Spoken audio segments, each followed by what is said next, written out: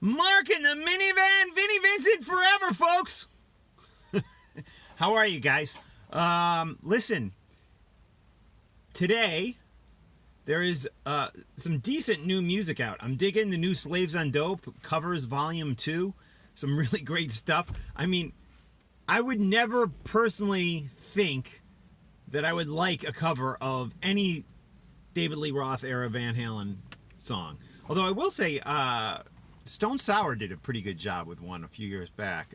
And anyways, today, Slaves on Dope, a great band out of Montreal, Canada, have released a covers EP, and they cover I'll Wait.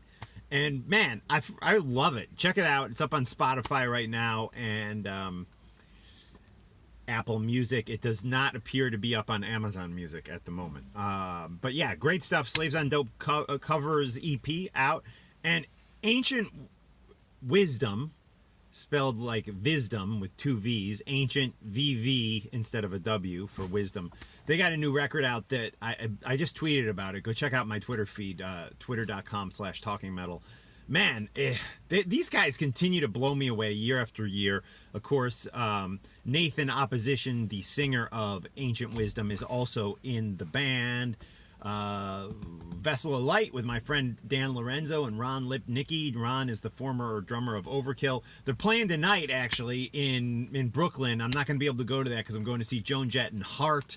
I'm hoping I get there in time to see Joan Jett, who I've never seen before, because the ticket says 7, and I tried like 5 babysitters, and I only could get one to show up tonight, and she can't get here until 6:30. So it's going to be, I'm going to be rushing through the streets of Newark trying to get to the Prudential Center for this show. Looking forward to it. I've seen Heart once before, and they're always great, or they're always great. They were great the one time I saw them. So looking forward to it. And I'm not like a diehard of either Joan Jett or Heart. And you want to hear something weird? Sometimes if I'm a total diehard, like Ghost or Iron Maiden, I have a great time, always because I'm so in the moment. But sometimes like, I'm so hyped up and serious about those concerts that it's such a serious thing for me that my ability to totally relax and be at one, usually it comes after a few drinks, but sometimes I have I don't want to say better time, but I have a less stressful time. Let's say it that way. At the casual shows I go to, where I know a few songs. Bryan Adams, yeah, man, and they're great, and that's kind of how I'm hoping tonight turns out. I'll let you guys know. But Joan Jett, yeah, man, I'm looking forward to seeing her. And Heart, love Heart. Cool. So, 33 years ago today, we lost Cliff Burton, and I just wanted to say a few words about him, because I'm an old dude, right?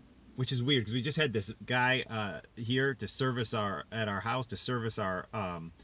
heating system, and he was like, "Can you tell your mother you have to change?" He was like, "My mother? What? I'm almost fucking 50 years old." My mother? Is that because I have like a Motley Crue shirt on? I don't know. No one under the age of 45 wears a Motley Crue shirt, unless they're some hipster who doesn't even know who Motley Crue is. But anyways, I thought that was weird. I guess they should be flattered, but man, if I take the glasses off, I look way older. That's you want to look younger? Wear glasses with a slight tint in it, like this, because it saves. Look at those. Oh God, those dark circles under your eyes. And a hat helps too, because like when you don't wear a hat, when you get old, you get these wrinkles up here. So the tricks of staying young, or looking young. I don't even know. People in the comments here say I look like an old dude. But anyways, Cliff Burton. No disrespect to Cliff Burton. Cliff Burton, I got to see him in '86. That's how freaking old I am. Once only, opening for Ozzy, Bark at the Moon, or not Bark at the Moon, the Ultimate Sin tour. And that was the Master of Puppets album for Metallica. Awesome, mind-blowing experience seeing them live. And you have to remember Metallica in the 80s, in that time frame when Cliff was alive. Because we lost him 33 years ago today. This was a guy whose fashion sense, let's just start there, was so out of style. The 80s were like today, like you get like kids dressing like they're in the 70s, punk rock kids, hip hop kids with their, there's so many, because I think because of the internet and so many different there's so much access to different niches and different styles that it's not as radical for kids to have, and guys in their 20s, girls in their 20s to have different looks and feels. But in 1984, 83, when Metallica first came onto our radar, Cliff Burton's look, and I know you're looking at him, you're a young kid, you're looking at him, you're like, I don't see anything too shocking about him. It was shocking. The guy was wearing bell bottoms. Bell bottoms were so out of fashion, you know, and you know, Converse sneakers, so out of fashion. You know, look at the other guys in the band. Look how Hetfield looked with the big blonde hair, puffed out, and you know, yeah, sure, it wasn't Nikki Sixx puffed out, but it was puffed out, yeah, and the and the cool, you know, Nike shoes and stuff, you know. Cliff Burton, his style said so much because he didn't care. He was beyond his years, like a guy in his early 20s in 1983, 84.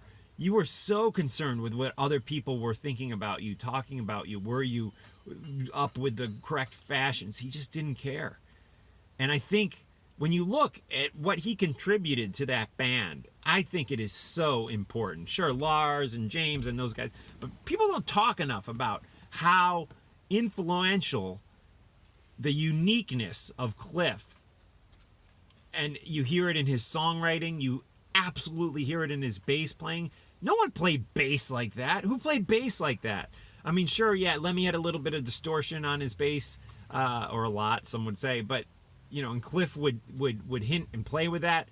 But yeah, man, no one played bass like that. A unique sound. I mean, you know, you can hear that he was into Yes and stuff. Look, Master of Puppets, you know, Metallica's done some great stuff since Cliff, but I'm sorry, the stuff they did with Cliff was untouched, and I think there's a reason for that, and that reason is Cliff. I mean, great songwriter and a great bassist.